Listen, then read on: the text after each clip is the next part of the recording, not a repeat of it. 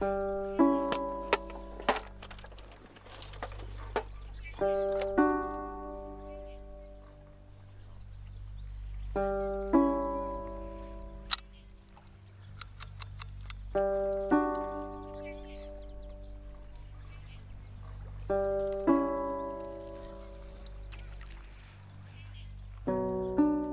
a lot of fish out here, huh? Shit. I'm gonna wish it on anyone. Dad, you know what?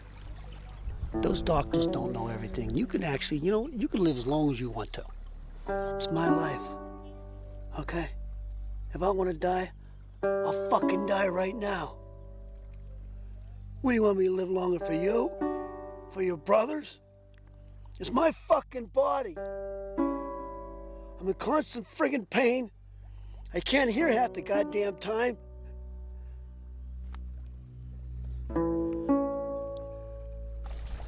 You're not a failure, Dad. What? You did a good job raising us. I mean, he's...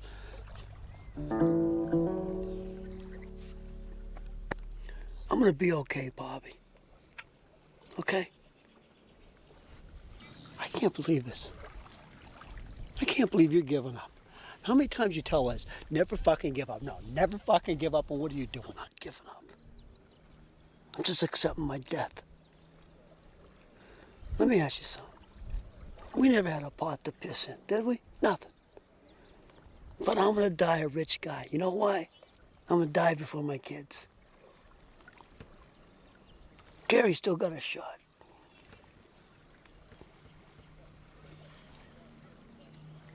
I'm glad you're here, Bobby. I'm glad you came home.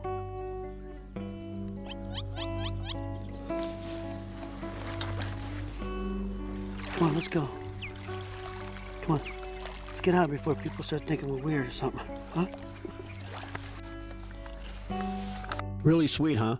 The only problem was, it was bullshit. Well, not all bullshit. There was a lake. That was me playing me and my dad. I mean, sure, we had some moments, but if I laid my head in my dad's lap, he'd knee me in the throat. I wanted to tell my dad I loved him, but I didn't know how to. If I told my dad I loved him, he would think I was the one that was dying. When my dad was young, he excelled in sports. He wrestled, he played basketball, football, but his true love was boxing. He was a natural. He had dreams of becoming a professional boxer. I mean, he was a kid, but he had great skills. Remember, in those days, we had nothing to do. Everybody used to have a set of boxing gloves. I like the metaphor of boxing. Man on man, one on one. No rackets, no balls. Just your body and your mind. I know sports metaphors are cliche, but boxing isn't baseball. Baseball, like life, is played with only a vague sense of time. That gentleman's game where they try not to hit the other person. Boxing is real life. At least it worked for me in my life. Of all the cliches about boxing, one stands out to me above all the rest. Drop your dukes and you're gonna get hit. My dad's nickname was Dodo.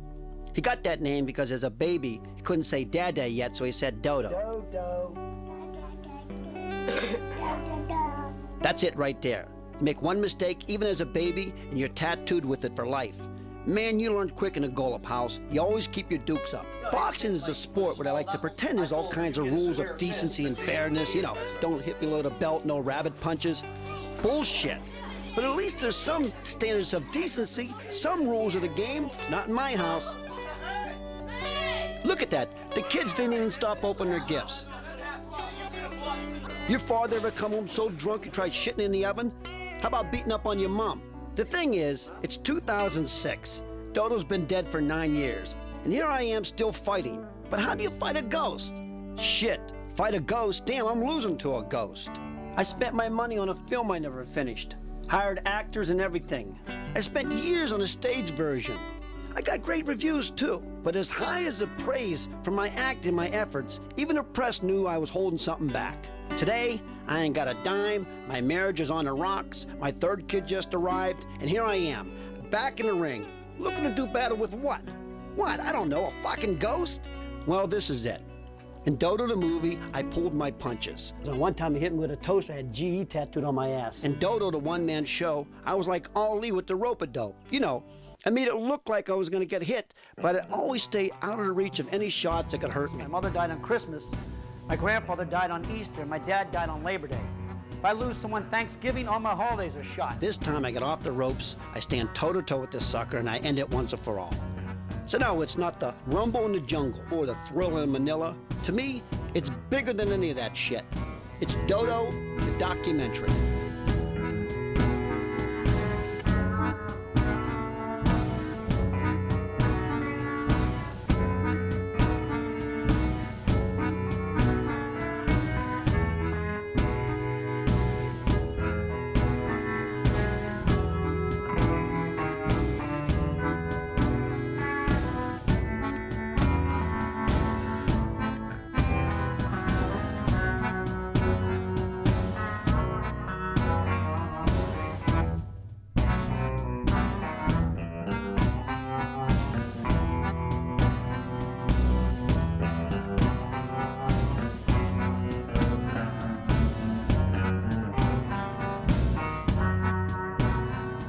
This is the first time I'm going back since Dodo died. I guess like they say, in order to go forward, sometimes you have to go back. But this time I know what I want. Let me just put it this way, I got no fucking choice. I'm serious, this is it. If this doesn't happen, I'm done. 26 years, I'm done. It just means everything, it always has. When we first met, he was always trying to write things about the family, and then I think Dodo dying the way he did, it just put it all into focus maybe. It gave him something to focus on, if that makes sense. In a lot of ways, I've been preparing for the documentary all my life. As a kid, I was always taking movies of the family. Peaceful, happy family shots. You wanna know why? Because it took me out of the picture. As long as it was just a movie, I was safe. Foreman and Frazier might kick the shit out of each other, but the camera guy never got hurt. Maybe a little splattered blood. By being behind the camera, at least for a little while, I wasn't part of the insanity. With the camera in my hand, I had, or at least I could pretend I had, some control. 10 people in this house. Can you believe that? I mean, this was the boys' room. 5 of us slept in this 12 by 8 box. I swear to God, my prison cell was bigger. It was like the Brady Bunch if Mike Brady had been a one-eyed drunk who beat his family and all the brothers were on crack or speed or something. That's my brother Donnie. He tried to use my mother's funeral to win back his ex-girlfriend. This is my sister Cindy. One time she knocked out a girl in a bathroom who was heckling me at one of my comedy shows. She's the mellow one in the family. That's me, Bobby. I know you don't drink. He don't drink, right? But he drinks out of the bottle. Like a pig you are. There's Barb. She got in a fight with the local karate instructor because he refused to give her kid a yellow belt. Barb's the kind of sister, when you get older and sick, she'll wipe your ass. No, I know it don't sound important now, but later, trust me. Hey man, turn the camera on. Here's a real joy, Ricky. Turn the camera off. Why are you turning the camera on me? I was drinking earlier. Then Randy. This is the first time on a camera. You want to see what happened? And Donna. Donna was able to escape. She moved to Yonkers, New York. Now she refers to the family as you people. Seriously, did you notice? I didn't know if you noticed. Gary's the youngest. He's been in and out of jail so many times he retired his number. That's the way I fucking want it tonight. I look at my brothers today and I can see a little bit of Dodo in each of them. Donnie has the insecure gene. Randy, well, he's just a straight-out drunk. And Ricky, he's an angry prick. Ricky never saw the one-man show. It didn't matter. Even if it was Hamlet, the prick would have said it sucked and then went into some rant about what fags the Danes are and wanting to know if I'd taken it up the ass. The show sucked. He needs a little bit more there. You need something. But how can you judge something you didn't see? I seen it. I You seen the didn't show. fuck. You seen the whole show? I seen the show and I don't like it. Where'd you I see think the whole it show? sucked. Where'd I you see seen the it. whole- I watched the whole show and I don't like it. That's what passed for humor in Dodo's house. How does the show end? Now you want to hit me with how it ended. How does it end? I'm telling you it ended. How does it end? It ended Dodo in dies. quietness. All I'm telling you is his show sucks. If you could hurt someone else, everyone in the house would laugh. I think mostly out of relief that it wasn't them this time. I don't care about that. Just throw me out of the fucking town. Bad enough I do. We called them jokes, but they really were fighting words with a kick at the end. Everyone always makes shit for Bobby like he's someone fucking special or something. The fuck? Kind of reminds me of that smile Ali had on his face when he knocked out Liston. Fuck Bobby. What's in the package? Maybe that's why jokes end with a punchline. Maybe that's why he became a comedian. If boxing is one-on-one, then comedy is me against the world. And believe me, I paid a price for that attitude. Saying, I'm not working for free, give me money. And I'd say, that's the way comics start out, and he basically told me to go fuck myself again. I didn't understand this guy. He had so much anger, he just couldn't control it. When we weren't fighting for real, then we were talking about fighting. And when we weren't talking about fighting, we were engaged in never-ending verbal sparring. It was like that bell never rang. Well, you know what? See, get over here. See what you get. See what I'm saying? And even after his death, the ghost was still throwing his jabs. To my son Randy and his wife Wendy, who never saw a trailer she didn't like. You know, Randy, your wife never fit in with the family, but then again, we all have a full set of teeth.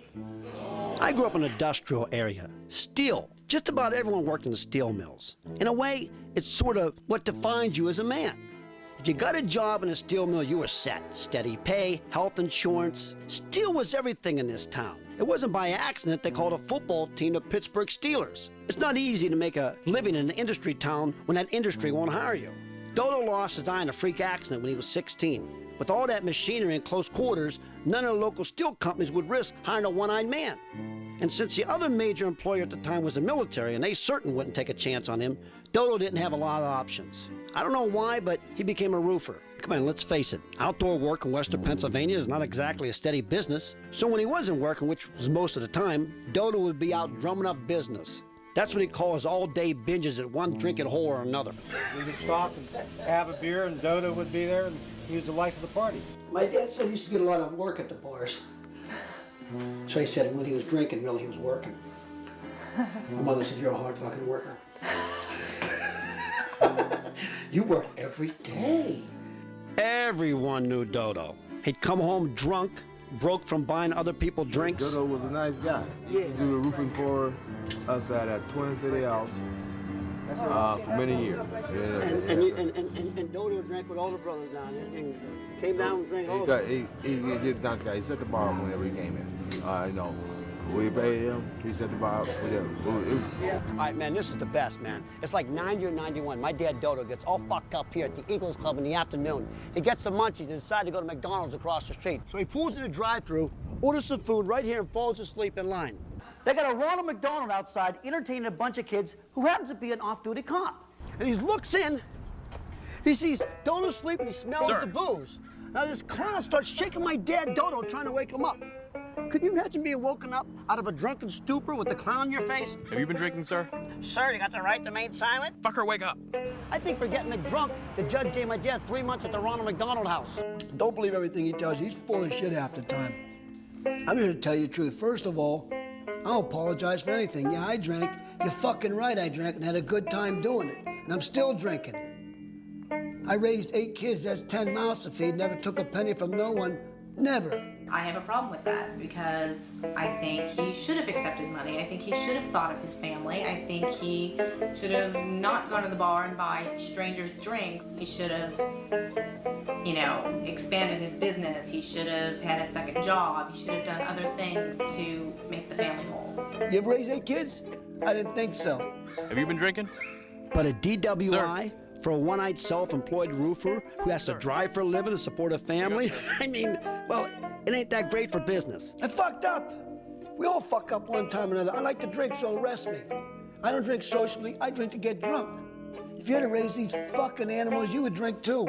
We didn't have a pot to piss in, but there was Dodo out there the next day drumming up business again. You ever heard the expression, we were poor, but we didn't know it? Well, we knew it. You shut your face or you'll get out. The town folks knew it, and Dodo knew it. Because when you grow up in a big family, you run out of towels. You ever have to do this? Share a towel with your brother when he gets done using it? You're really not sure what part of the towel you want to wipe your face? Like, you gotta use this next?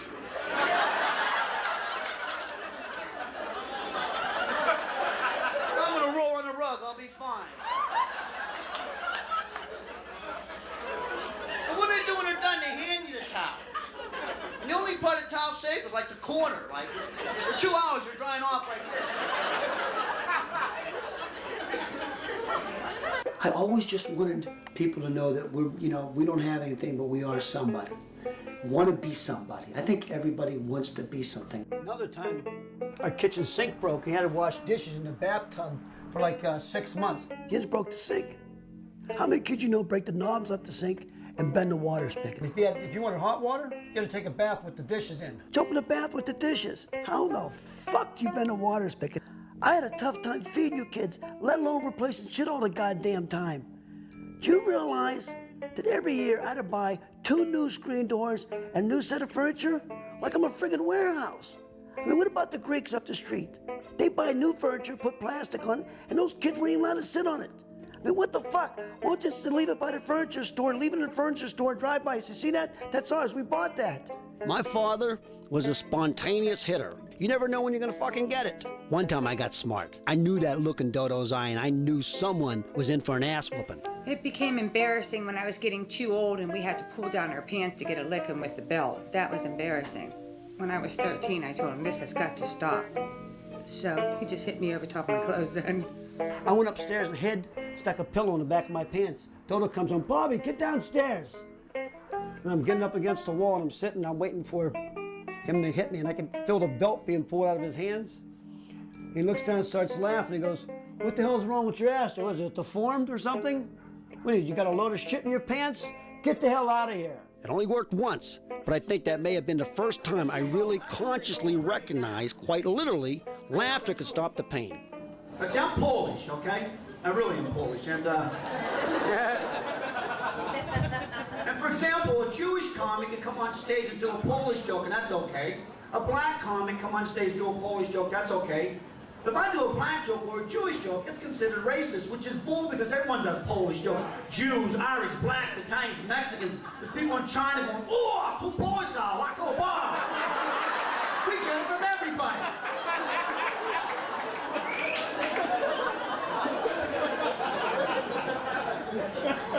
The end of my show in Los Angeles, this Mexican guy comes up to me at the end of my show and goes, you funny, but you Polak, right? You stupid, right? I go, I'm not that bright, just bright enough to keep my back dry, you know? So. Really? I'm curious where you was at when he called me a dumb Polak!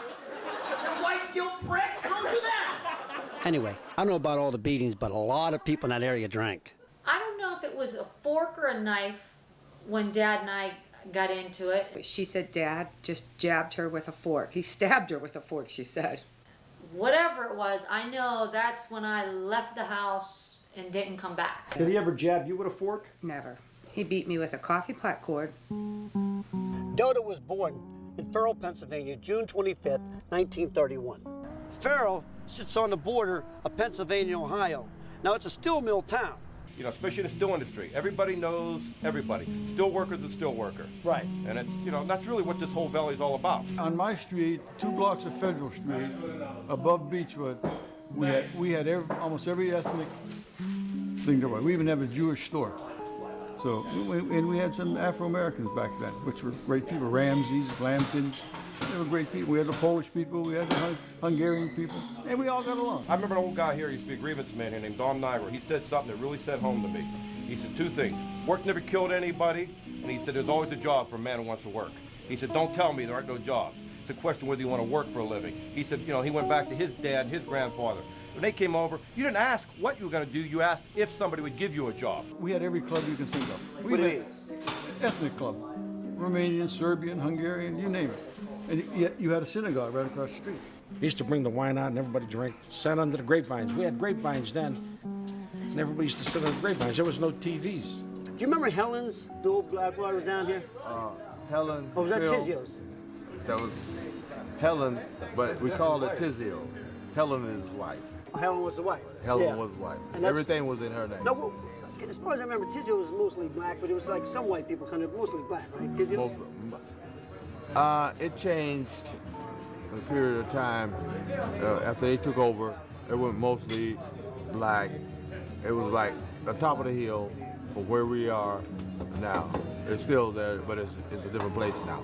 Check this out. Rickley, believe it or not, listed Farrell as having more bars and churches per capita anywhere in the country. And Dodo, he had every bar, every one of them. Look, over here. Look at this church, right there. Church. Church. church, bar, Serbian home, doesn't matter. We're Polish and Croatian. They serve booze, Dodo hit it. My dad had 3 regular places he drank at. The VFW Club, the Eagles Club, and the Helens, an all-black bar, which is weird because I thought my dad was racist. This black guy, 4 of them, was robbing this here 61-year-old guy in the subway in New York. Right. So the cops shot him. Yeah. One guy in the back, and he's a paraplegic the rest of his life. So he lost the case. I mean, so he got 2 years in jail. So they sued the city of New York for $3 million, and he won the case. Who won? The black guy that was doing the robbing? Doing the robbing, yeah. This is why I'm prejudiced. My dad would go in an old black bar, fall asleep, pass out at the bar with his money on the table, and no one would fuck with him. No one would touch with him. No one would mess with Dodo. So the white guy says, well, if he could sue, he sues the black guy. The black guy is broke. He said he gave $1 million to his mother to take care of him. Who sued the black guy? The guy that got robbed. You know, they robbed. Right. He said, well, the guy was, he said, his lawyer said, well, he's broke, he ain't got no money left. Well, the lawyer took his money. Well, he was a good guy. He was a good guy. Thanks, brother. I appreciate that, man. Thank you, man. Dodo used to take me to bars with him all the time when I was a kid. Do you know how many Slim Jims and pickled eggs I ate as a kid? A lot of them, believe me. The thing is, you know, sometimes people get drunk and say, I love you, man. Not in my house. Never happened. Oh, wait a minute. That's not true. One time, my brother Randy did try. Give me a beer, bitch. Beers. Hey, Ricky.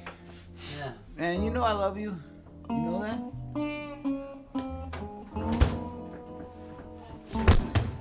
Oh! Now, tell me you love me on camera. I'll look at you. Bald headed. You're Okay, man, tell me on camera, man. Should I tell him on camera? You're ugly.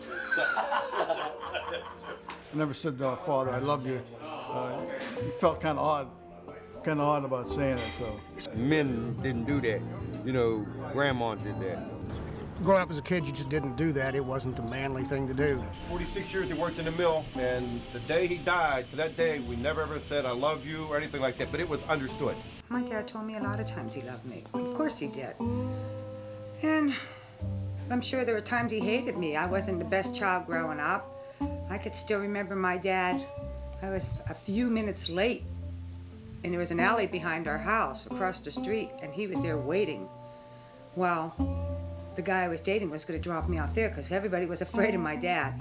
He dragged me down the street by my hair. It was so embarrassing. I got 3 beautiful daughters, Cindy Bacusi, Barbara DeVelli, and Donna Carrera. I lost my 3 daughters to Italians. Can you believe that shit? I got 3 Dago son-in-laws. Between them, I can't get a good fucking pizza. Where I came from, men bonded over sports. You could drink a toast for the Steelers on Saturday night and then pray for them before the kickoff on Sunday morning. Everyone took great pride in their athletes where I grew up. Sports in Western Pennsylvania are huge. Dodo's hometown of Farrell, Pennsylvania, with less than 10,000 people, had more state champions than anyone. In fact, Farrell was one of only 3 schools to hand Wilt Chamberlain a defeat. Till the day he died, it's still Gold Chamberlain. Man, that's one great accomplishment when you could piss off a guy who's getting laid 8 times a day. You play hoops there? A little bit, but most I swam. I was a swimmer. Man, black people don't swim. What's wrong with you? I broke a record up to school for backstroke. I beat out all y'all white folks for the backstroke, and I think my record still stands. I wanted to stand out. I wanted to make Dodo proud, so I became a wrestler, like him. You know, wrestling's a lot like boxing. It's man on man, all mind and body, and I was pretty damn good, too. And Dodo did show his love by coming to just about every one of my matches. He must have been proud of me. I mean, how could he not be? After all, scrawny kid, 95 pounds or whatever the hell I was, and here I am kicking butt all over the place. I mean, look at these trophies. When I wrestled in high school, I was more worried about Dodo coming to the wrestling match drunk than who I had to wrestle. I mean, I don't know why he just couldn't take a break from drinking before he'd come to see me wrestle. He wasn't like Dennis Hopper in the movie Hoosiers. He just wouldn't run out on the mat and say, pin that fuck, you hear me? Pin the fuck. But before the match, we'd stretch and warm up.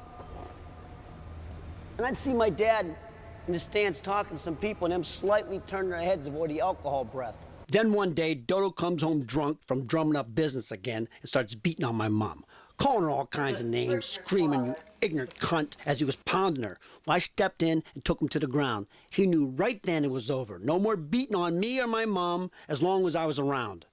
So you know what Dodo did, huh? the only fucking thing he could do. He went up to my room and shattered all my trophies. Fucking prick. Yeah, I've grown too big and too tough for Dodo to beat up anymore, so he ripped my heart out instead. Yeah, he broke them all. All of them.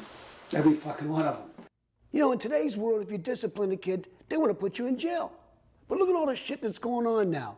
Kids, they have no respect for their parents. First graders telling teachers go fuck themselves. And if you throw the kid out of school, the parent, they want to sue the school for hurting the kid's feelings. It's all upside down. The kids are running the world now. I thought she was a wonderful, caring woman. I felt sorry for her, you know, each time I met her, because she was just so frail, and you can always tell she was very, you know, uncomfortable, and she had the arthritis, and it just made me sad when I would hear stories about how, you know, they were raised and how abusive he was with her. Dad was so verbally and mentally abusive to my mother that she didn't have any self-esteem. He pounded her down till she had nothing. She didn't feel anything for herself half the time. She didn't feel she could do anything because he just beat her down. There were times my mother stuck up for herself. She would fight back, believe me, she would fight back. But in the long run, she's the one that got the worst end of it. It was a while ago. I found one trophy he kind of put back together. Really? Yeah. I don't know where it's at. It was, the head was missing. The head was missing and an arm. I can't believe this fucking OJ. They're showing him golfing. I'll tell you something. If that motherfucker killed my kid, he would be dodging more than golf balls. As I said, most men, they bond around sports. In my house, even that was just another way to say, hey, fuck you. And that's what my brothers did.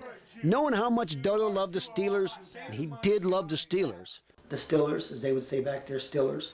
The Steelers is my tie-in to my father. I do love them. I love the Pirates and Brooklyn because it reminds me of sitting there fishing with my father, listening to the Pirates on TV, Bob Prince. And Pirate games, I mean, it was awesome. We all actually joined in. We're all sport crazy. We love our sports. I know I do. Donna does. Cindy does. We all do. Sundays were big days for sports. Of course, the Steelers played, the Pirates were on. If they won, you were in good shape with my dad because he was happy as can be, high-fiving, hugging you, saying I love you.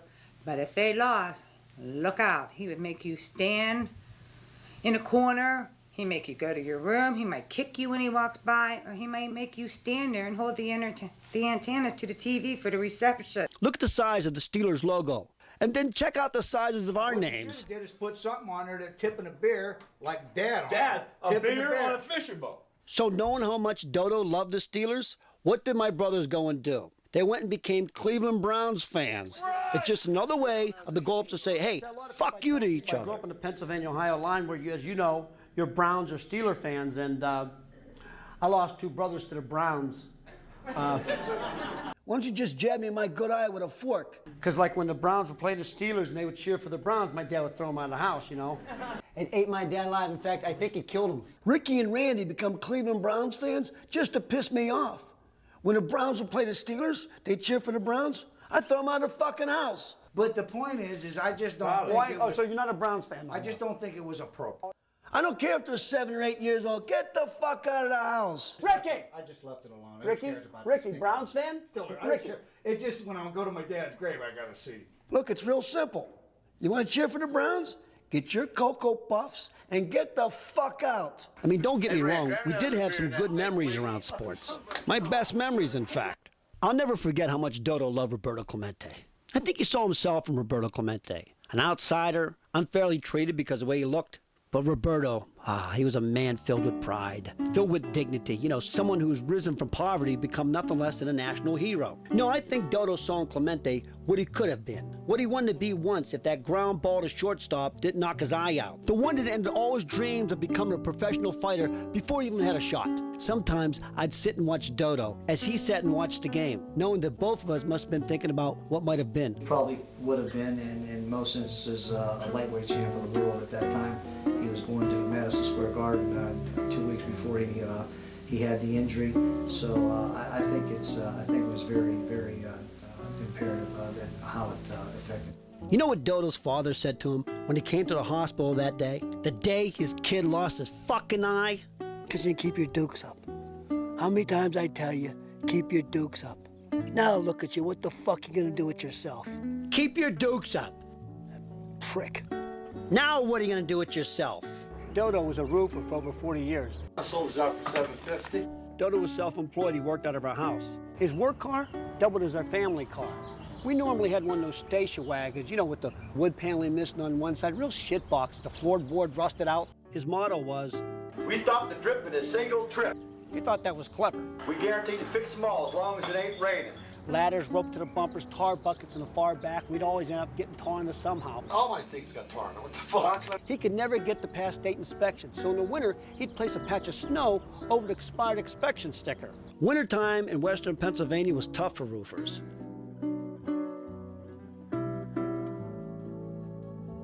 Summertime was cool. Forbes Field in Pittsburgh? We'd just sit there and cheer when Roberto would come up to the plate and make some dazzling play in the outfield. The world was great, if only for a moment. Dodo loved Roberto. And because Dodo loved Roberto, I love Roberto. Baseball player of all time. Roberto Clemente, yeah. Saw him playing Forbes Field. Last game, unbelievable. Oh, does he hit? Roberto wasn't just like a baseball player. He was like part of our family. Everyone loved him. During baseball season, everything, Roberto this, Roberto that. New Year's Eve, 1972. Pittsburgh Pirates outfielder Roberto Clemente headed up relief efforts in his native Puerto Rico for victims of the Nicaraguan earthquake. He was taking food down to victims of this devastating earthquake. When we got the news the next morning, my whole family sat around the TV here. This was 10 o'clock in the morning. There was no fighting, no joking, no kidding around. I mean, this was serious. This is Roberto. I mean, we'd say little things like, you know, Roberto would be okay. He'll be all right. He could swim across the ocean. Around 9 o'clock that night, the news came on and said they found Roberto Clemente's plane, but he was missing. Another problem was the plane went down in shark-infested waters. Around 12 o'clock that night, my whole family fell asleep right there on the floor waiting for updates, seeing if Roberto would make it. Only my dad and I were still awake, and for an hour, I had him all to myself. My dad loved him. More than he loved you? I don't know about that, but I mean, the only time I've ever saw my dad cry was when the Pirates and Steelers won the championship. And when Roberto Clemente died. I wanted so much to tell my father I loved him at that moment, but I couldn't. I lived at home with Dodo and the family for another few years, but it was never the same. It was a sad day in our house, very sad day. I kind of can vaguely remember the next day we were waiting for the news, and it was true, and we were sad. There was crying that went on. Everybody in the house started crying. My dad was crying for Roberto, my mother, my brother. Even I cried for Roberto, and I wasn't really into sports a whole lot, but I loved the guy too. I'll never forget, he was upstairs and he had the door closed, and I was going in, I think, to ask him for a couple dollars to go somewhere with my buddies, and he was laying in the bedroom crying and praying, and I just knew what he actually meant to my father. Yeah, don't get me wrong. I mean, when the Steelers and the Pirates won their championships, I loved that. But when Roberto Clemente died, sports never again would just be fun and games. A couple years after that, I had to leave the house for good. I had to. I was sent to prison. Oh, did I forget to mention I did time? Or as in the Golub House, we call it graduate school. I love all my kids equally, but Gary, that's the one that scares me. I've been having trouble with him since he's been 12 years old. Feels good to be on these tonight, 1983 guys. I need a job selling cars. We'll get your job still. He's always trying to get over on people. When Gary lived at home, I had the county jail on speed dial. Gary it was sad because my parents got divorced when the four younger were young. Gary just went off to the bad start at 12 years old. Robin Holmes got put away. He was still the youngest. But to put back with my mother took them four kids in Struthers schools. They were enrolled. They chose not to stay there. And Mom always got the bad heat from a lot of people, and she shouldn't have. She shouldn't have. I wish I had a magic wand to make Gary's crack habit disappear. I don't know what to do with him. Last time Gary was in prison, they had a shrink, or what do you call it, the therapist, psychiatrist, come in and try to talk to him. For what? To pay someone $75 an hour to listen to your problems? I'll tell you what. I'll save you some money. Come to the VFW club, buy me drinks for an hour, and I'll listen to your shit. Hell, drinks are cheap there. For $10, we'll both get fucked up. My brother Gary is the youngest one in the family. Let me tell you something. Hands down, Gary is the toughest person I've ever met. Gary's retarded strong. I'm telling you, I met world champion boxers, black belts, football players. Gary would kick all their asses. So, Nate, how many kids have you and Gary had together? Okay. Gary Paul. I have to hit you with the truth here. Gary, Cody, Donald, Destiny, and then I had a baby. Gary got out of prison the last time the boot camp. I picked him up from that boot camp, and this is how it goes. I was with him, and he used the first week he was out. Used? Drugs. Crack. Okay. And I just knew, because because I would always like build up another house because I'd get stuck with all the baggage. His responsibilities, he'd come home, and I mean, Livio Baldarelli said it best to Cindy. He said, Patty rented a house off of me and paid her rent every month. Gary got out of jail, I never seen another penny. Gary makes this big score for like $18,000 cash. He did some roof job and made some money, right? He goes on a crack binge and smokes it all up in 3 weeks. He became like the Pied Piper to projects, you know, like do-do-do-do-do-do-do. He had all these crackhead people falling around, you know, do-do-do-do-do-do-do. As the money started to dwindle, so did his followers. After Gary smoked up the last of crack, he turns around and everybody's gone. An addict's an addict. You know, what you did when you was in your active addiction and active using, that was something that I did. You know, can't change that today, so, you know, what am I going to do? Did you ever think about that when you were in jail? Yeah, you think a lot of things when you're in jail. How to support the kids? If he was in jail. I danced in different bars. I've been dancing. You mean like for they 10 have years. like on ABC now, Exotic, Dance with the Stars? No. No, it wasn't Dance with the Stars. No. I was an exotic dancer. I don't cry. What? I don't cry. It's hard to make me cry. Have you ever cried over the situation? No. You never cried when Dodo died? No. Oh, I know what you're thinking. Gary is the way he is because of me. Look at his past. See, that's a problem now. Everyone listen to past. You gotta fucking forget that shit and move on. If you don't, it'll fucking eat you up. He's standing there alone, jonesing, broke. He had to do something quick to make some money, so he calls up this local pot dealer to buy a half a pound of pot. The pot dealer meets Gary in an alley. Gary reaches in the window, grabs the pot, and runs away. He sells the pot and buys some more crack. The pot dealer put a hit on Gary for like $200, right? So after Gary smokes up the last of crack, the craving was fucking unbearable. Gary calls up the pot dealer. I understand you got $200 on the street for anyone to break both my legs. That's right, motherfucker. Man, I'm jonesing so bad right now, I'll break one of my legs for $100. If I wake up every morning and say, geez, I'm blind in one eye, I got 10 mouths to feed, what am I gonna do? You just fucking do it. I was sitting at eating dinner at Uncle Rick's house when I lived up there for a couple months. And I started to pray, and he was like, what are you praying for? I said, I'm praying for the food. He said, what the fuck you praying to fucking Jesus for? Fucking Jesus didn't put this food on the table. Pray to me, motherfucker. Believe me, when I tell you, I ain't never, ever sucked no dick in my life. And I've been in jail a couple times, motherfucker. A couple times I've been in jail and never took it up yet. Ricky was on probation in Pennsylvania because he got in a fight with his anger management counselor. Ricky said he started it. At what fucking point does someone take responsibility for themselves and quit blaming the fucking past for everything? Hey, look, I smoke cigarettes every fucking day. If I get cancer, am I gonna sue the tobacco company? I smoke the fucking cigarettes. I don't care if there's a black lung on the pack. I'm smoking the fucking things. But if it says on the pack, may cause impotence, done, I quit. At my bachelor party, he tried to pick a fight with me. At my bachelor party. You think you're a big shot or something, huh? You think you're special because you're getting fucking married? The fuck does that mean? Ricky, he should be allowed to drink. He can't handle his booze. And I did what I could with him. I beat him as a kid, but I don't think it helped. Me, I was nailed for sales and possession of a controlled substance. I never got that. If I had it under control, why would they put me in prison? Not long before that, I went to college on a wrestling scholarship.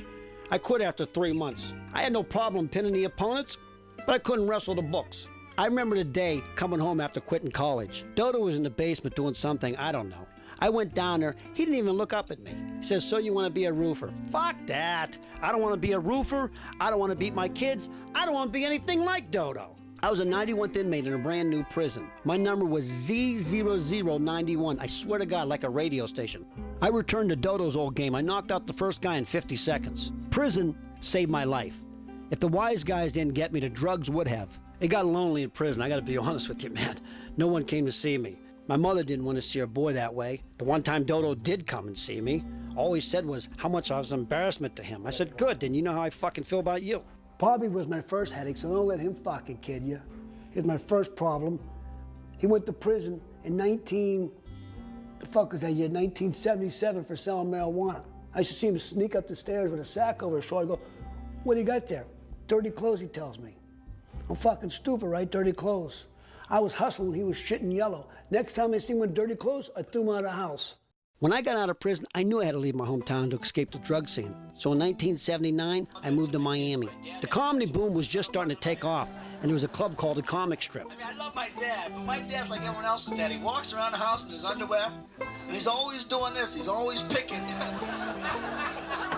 Just what I want to see during breakfast, you know what I mean? But it's like a three-step move. He goes bing, bing, he picks his nose. My mother was a caring person. A person with a great sense of humor, a great mother, and a great wife. Hey, Bobby, checking the casket to make sure that's your mother you're talking about. I miss her and I love her. When Mom died?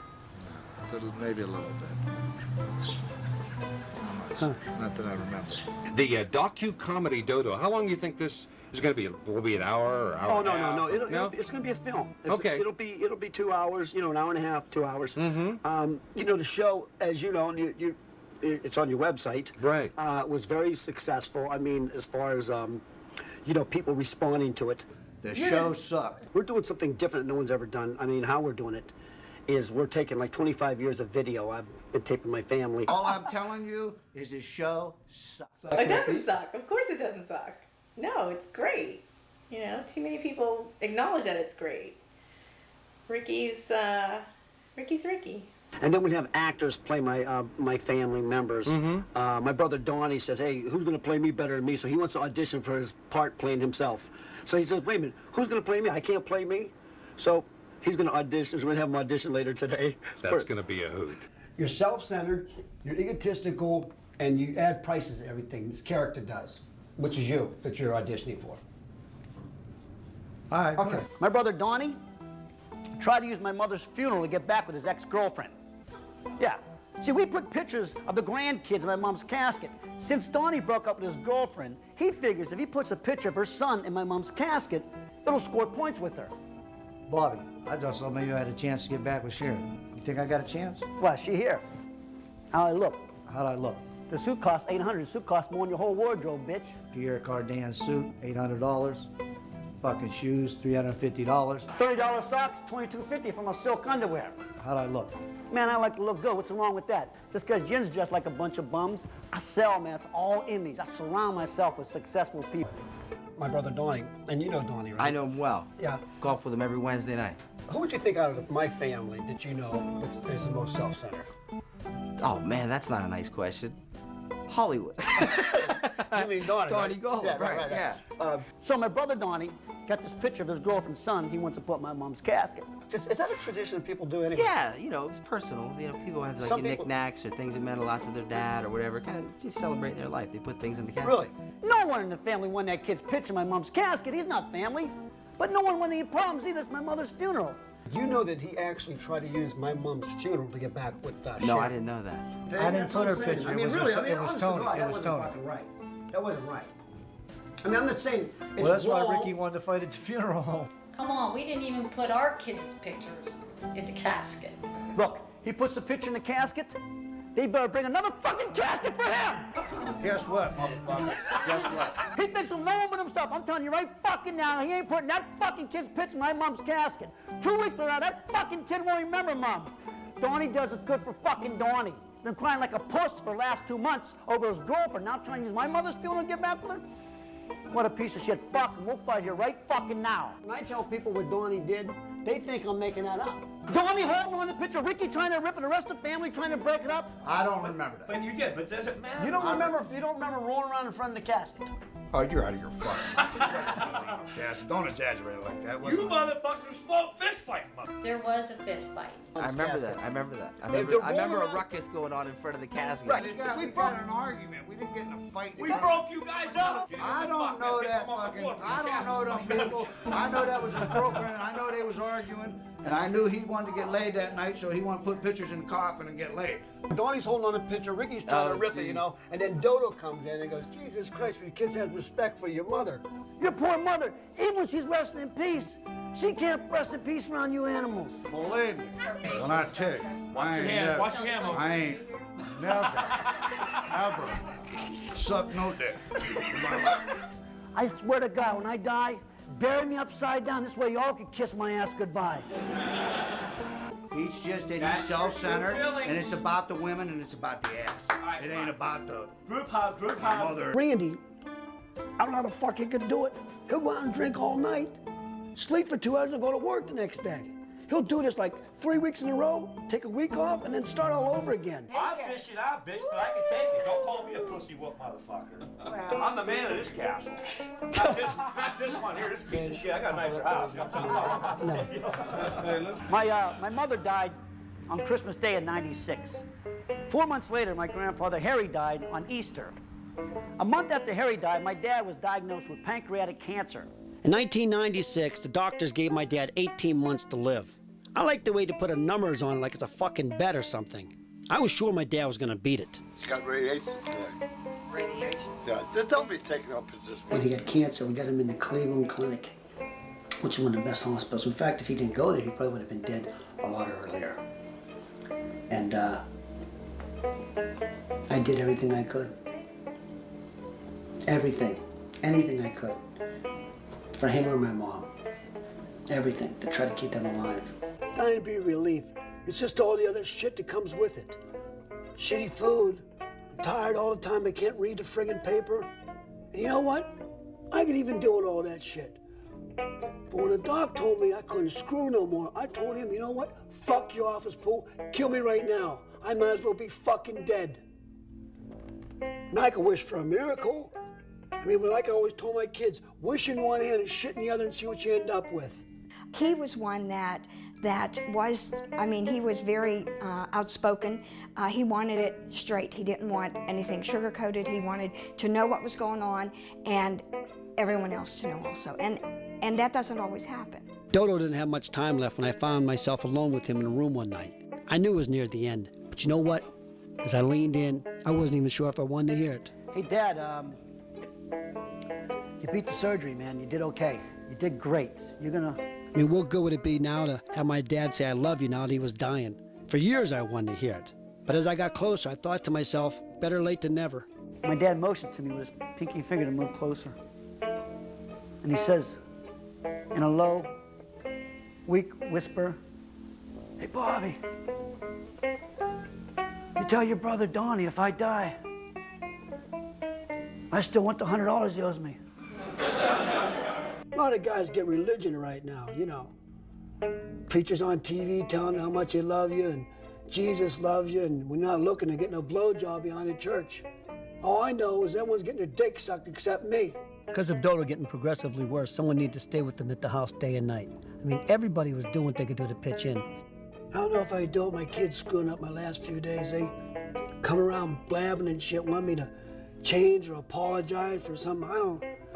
I don't know what the fuck they want. I don't give a rat's ass. I am who I am. I know what you're gonna ask me. I didn't take the money. You know, Gary, I don't want you to spend the rest of your life in and out of jail or end up dead. I pray to God you change. You take the money, Gary, No, I didn't. like you have in the last 50 times. I'm dying, Gary, the truth. The truth just wants the truth. Take the money. No. That's it. Put that cigarette out.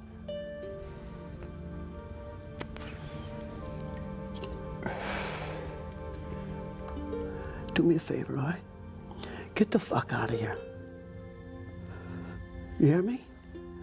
Get the fuck out of here.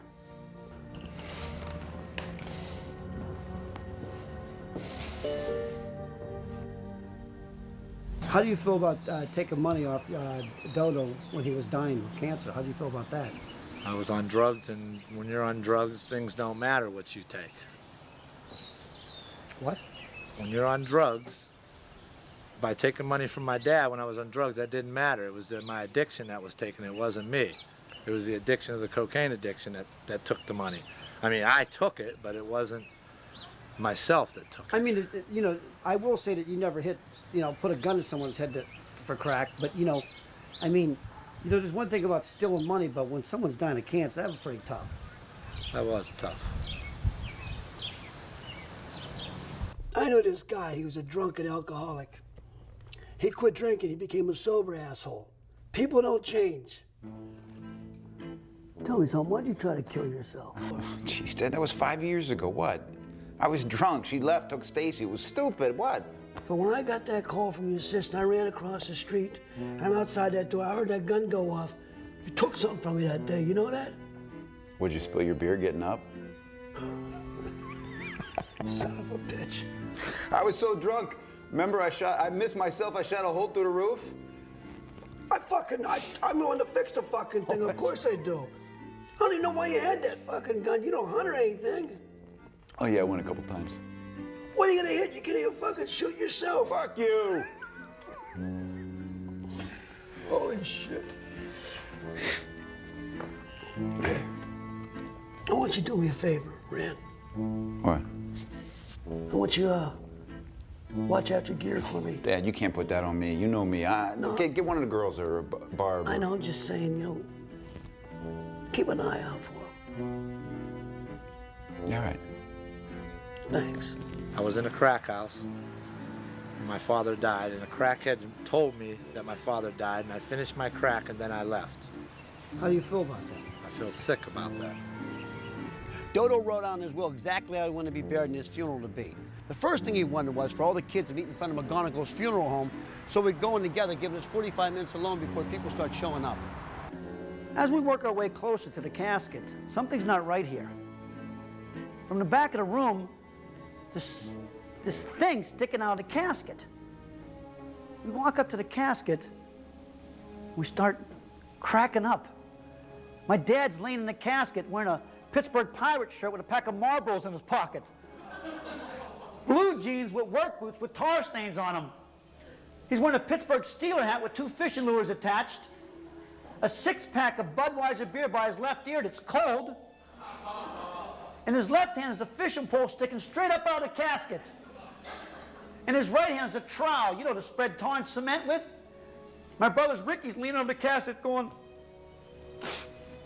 "That's my trowel! Some bitch took my trowel!" Donnie wanted to get a suit on my dad.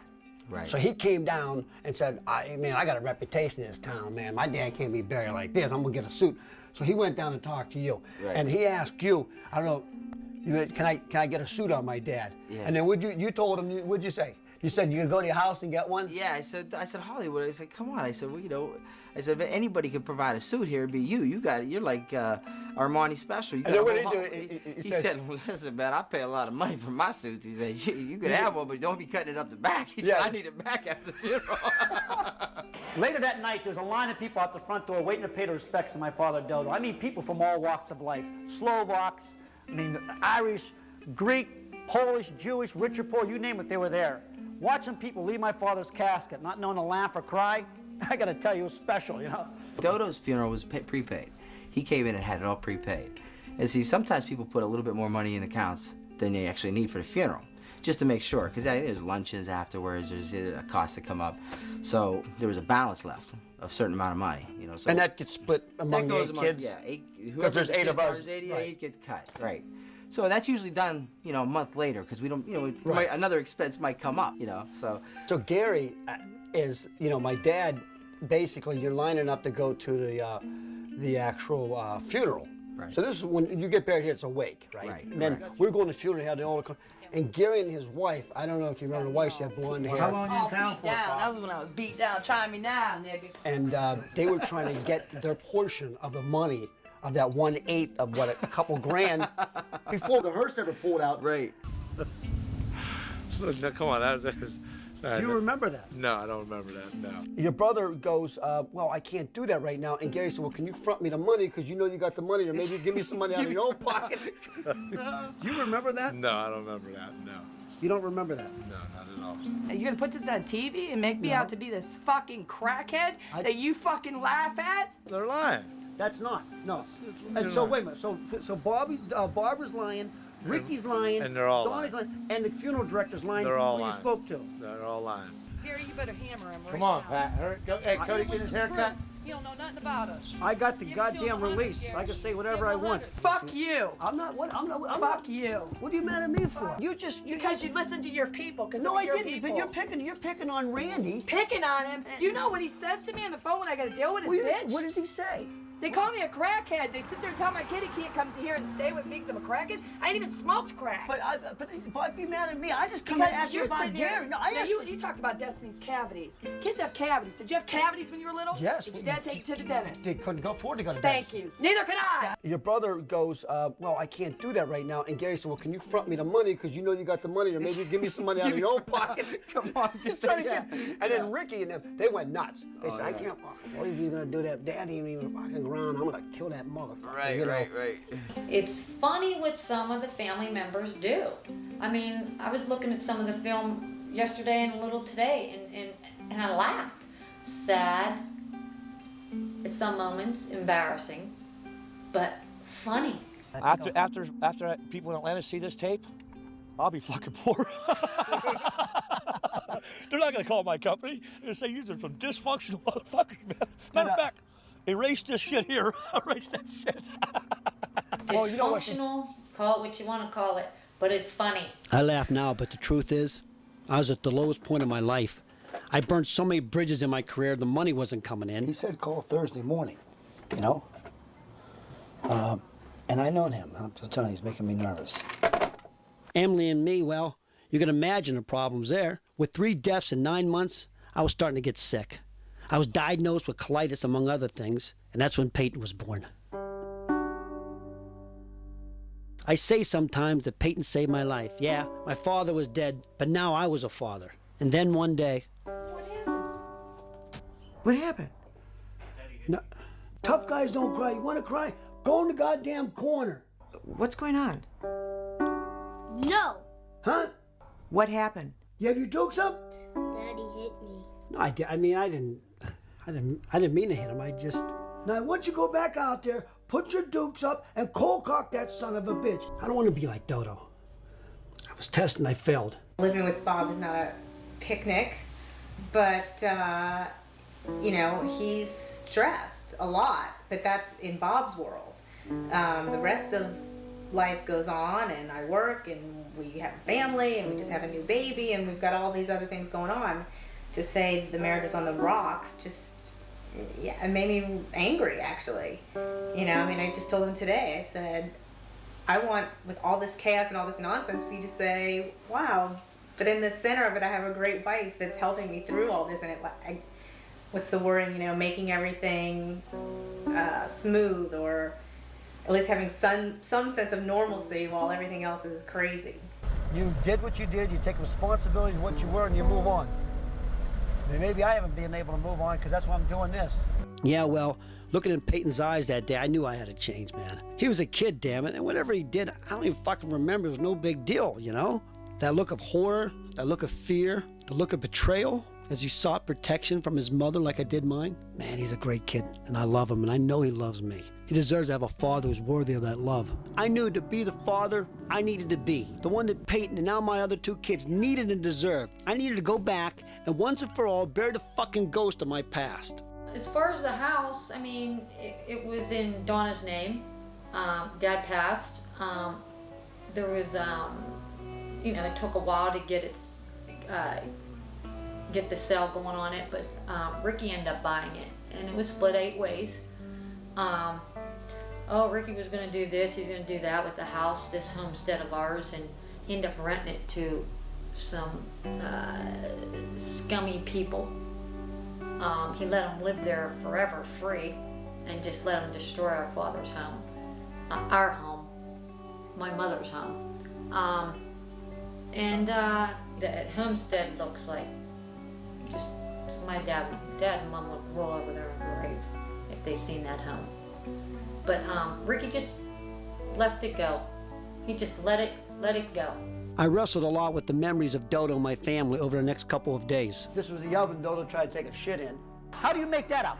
My dad come home so drunk one night he tried to shit in the oven. Something I'm proud about? My brother Don and me came downstairs and helped my mother pull my dad out of the oven. The worst part of him trying to lie out of it the next morning. He said, Dad, last night you come home so drunk, you tried to shit in the oven. No, I didn't. Yeah, you did. I was trying like the pilot. Yeah, right. Like this? Shitting in the oven, it was like a vague thing. I think it's vaguely remembering that. It's like so many of the family members talking about it that it just like was put in your mind. But was it true? Oh, it was true. It was true. I fucked up.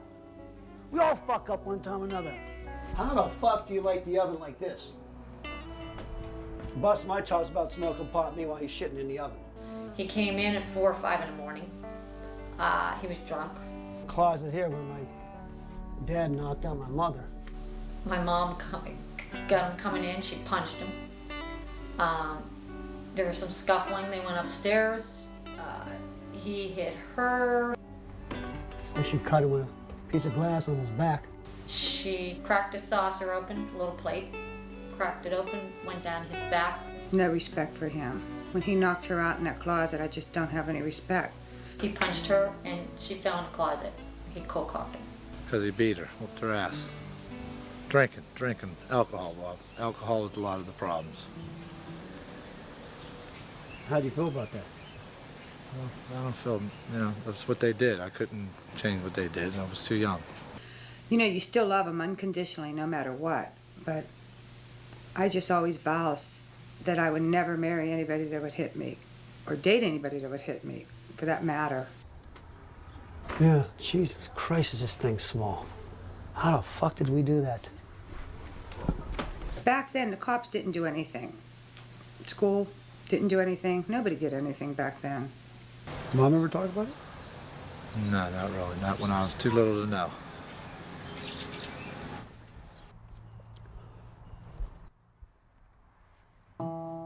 If you could sum up Dodo in one word, what would it be?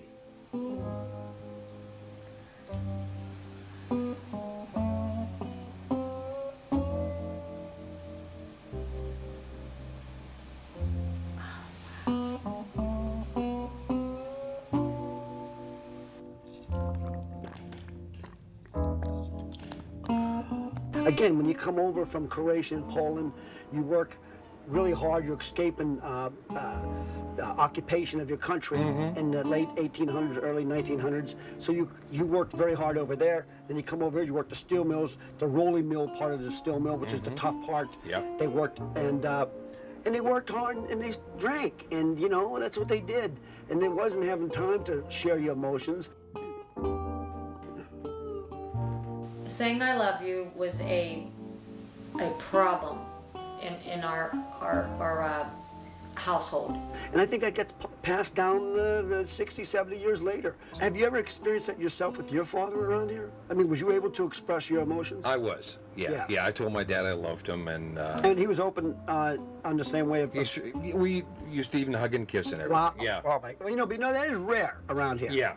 Yeah, it really is. But we were that close. He was an excellent father. Probably like yours, he worked 2 jobs. He used to go out, hang spouting, put in furnaces, hang aluminum siding during the daytime. Then he'd come home, had something to eat, changed, and then went out to the mill and worked, 8 hours, 10 hours, whatever. But what I've learned most of all is that life sometimes can feel like a boxing match. Everyone takes their share of blows. But if life is like a boxing match, your family is supposed to be in your corner.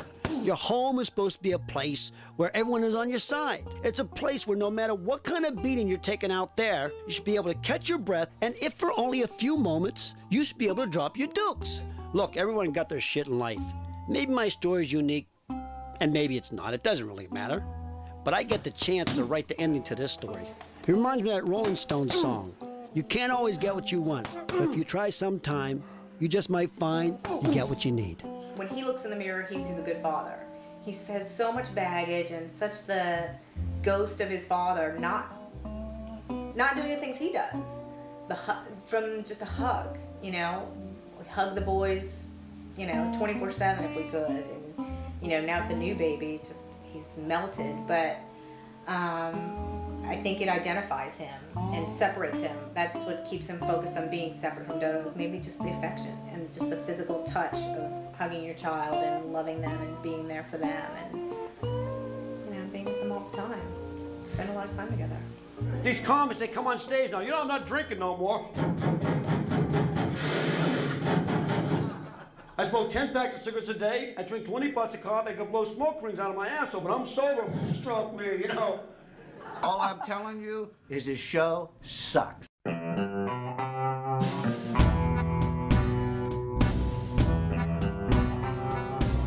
church was packed with family and friends. My father's casket's lying next to a podium where a priest has just finished Mass. And the priest says, Mr. Gollop has requested that a letter be read at his funeral. And these are the exact words. To my oldest son, Donnie, what about that get-up in the casket? How'd you explain that to your big shot friends?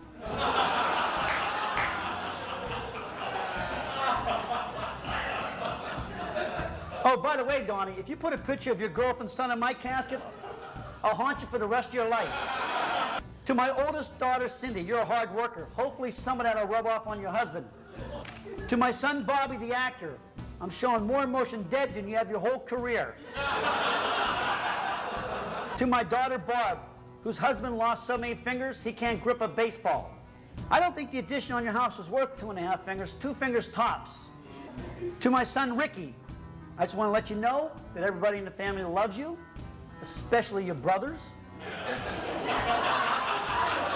What do you say after the funeral? You go give them all a big hug and kiss. Now, Ricky, I know you didn't want to stay with me alone at the house at night. So if you do stay and I die, it was planned.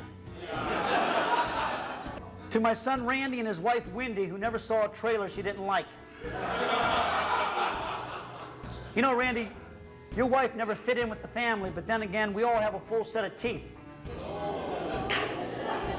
By the way, Wendy, no matter what Sydney and Barb say to your face, they don't like you. To my youngest daughter, Donna, I've always liked your husband, Nick, even though the family calls him Nick the Dick the Ventriloquist. To my youngest son, Gary, this is the last time you go through my pocket, so hurry up before they lock the casket. What am I thinking? Like that ever stopped you before? Just remember, Gary, it's your wife who's stripping, so don't blame your brother Ricky for hitting on her.